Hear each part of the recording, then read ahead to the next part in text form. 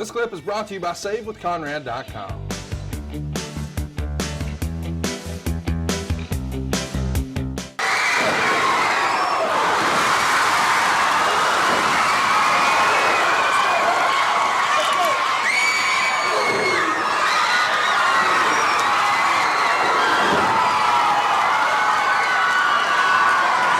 How about the fan response to this, man?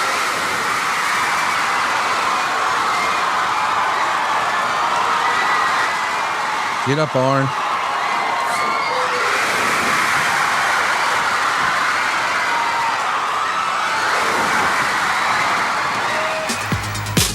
Dude, how hot were they for the Midnight Express? That old silly, let's just throw the bad guys into each other spot.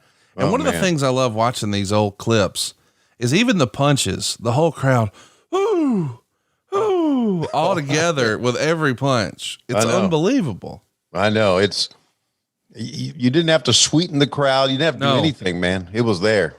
Speaking of there, looking at him. Gentlemen, welcome to World Championship Wrestling. Rock and roll is here to stay. You saw what they did to the World Heavyweight Champion Ric Flair. He's here. Also, Arn Anderson, Tully Blanchard. All the greats in the wrestling world are right here, Tony. And a lot of great news. Our update on the Great American Bash 86 here today once again. News on the Rock and Roll Express Super Summer Sizzler Tour contest. As you know, 3 contests involved with that tour, and we'll be talking about that once again today. David, we also have a gigantic man here with us today called the Warlord that you want to take a very good look at. He is a monster. You got to see this He guy. really is one of the biggest men in wrestling. He is with us here today, and like you said, all the top stars of the world today. The return of Ole Anderson wrestling right here in our studios today. That's right. All 4 horsemen are back together. You've got to watch that. Okay, let's bring in right now to talk with us to the top of the program, none other than Jimmy, the Boogie Woogie Man Valiant. Hey, Jimmy. All right, Boogie Man feels good today, baby.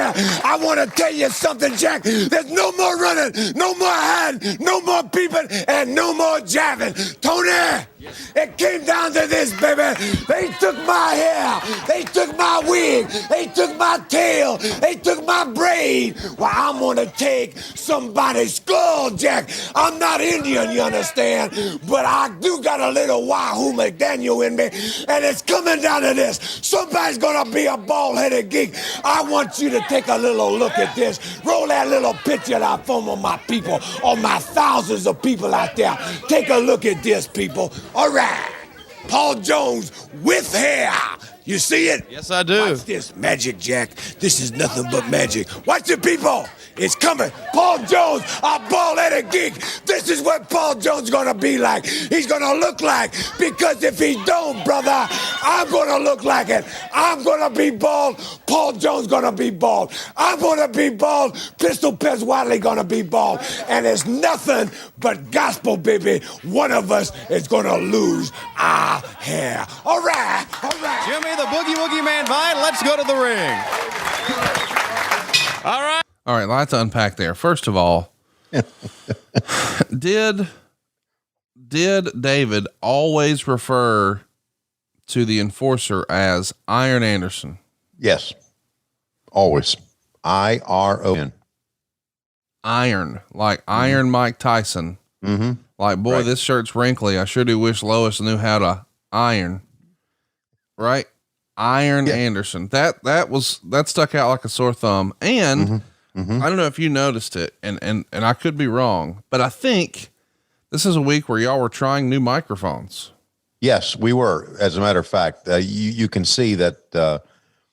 And of course, all the equipment is TBS's equipment, and they would come out with this stuff. So, but they wasn't the old silver, big old microphones. That silver microphone that a lot of times, the windscreen would fall off of. Yes. Especially if Flair was out there and like spinning around with his coat or his robe or whatever, it would just pull it right off the end. Like this you trying to use a condom. It's just going to slip right off, I never remembered trying one of those. You never tried one? Oh, I met all your kids. That's a stupid hang on question. a second. Did I ever use a condom? Once? You think? Okay. Once, she thinks. I don't know. Maybe you should have used it once more for Jobber Schiavone, but continue.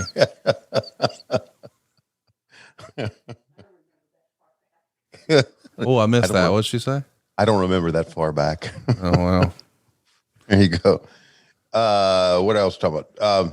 We're talking about the windscreen coming off the new microphones. This windscreen was kind of square and had a round cap on it, and so it just locked down on the microphone.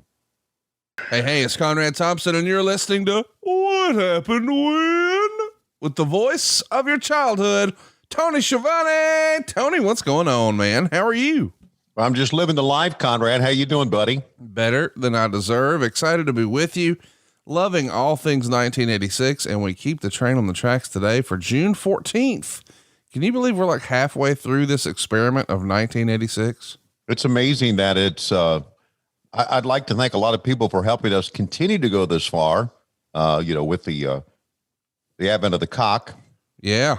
But we've had some help, and we appreciate that. And it's really brought back some great memories of some great things that went down in 1986. Now, as we come to you today, we are about 2 weeks away from the Great American Bash, and that's when some crazy things start to happen. So it's great. It really is great. It's one of those things where things happen quickly, I know, and time goes by quickly, but you don't want 1986 to end. No, I don't.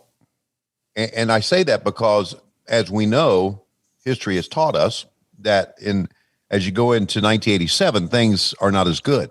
Well, you know what though? I still think it'll be fun for us to, I hear what you're saying, but it'll still be fun for us to watch 1987. Yeah. Because it's such a critical year. What we're watching right now is the best year in the history of Jim Crockett Promotions. They've never had a top line gross that could come anywhere close to this. Right. And in 87, they're going to keep a lot of that momentum going, but the expenses get out of control. So the profit's just not there.